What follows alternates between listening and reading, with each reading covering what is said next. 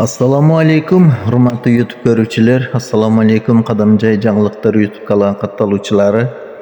Ушул көрүп турган перзент бул Талайбеков Муслим 3 жашта Сокулук район Кожомкул Келечек айылында жашайт экен.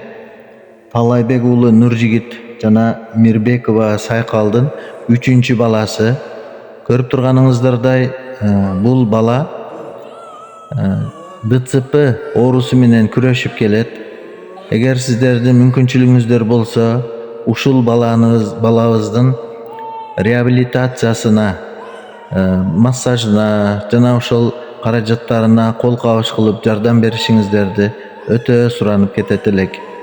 Себеби бул баланы аякка туруп басып кетүүсүнө ушул массаждар эң зарыл болуп турган учуру. Жаш үй бүлө болгондугуна байланыштуу бул үй бүлөнүн өзүнүн каражаты жетишсиз болуп турган чагы. Келиңиздер урматтуу кайдыгер карабаган жарандарыбыз, бүт элибиз ушул баланы ата энесинин койдунда башка балдардай болуп чуркап, ойноп күлүп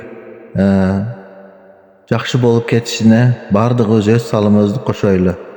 Экранда чыгып турган Optima Bank жана Элкарт, М-банк реквизиттерге акча которсоңуздар болот.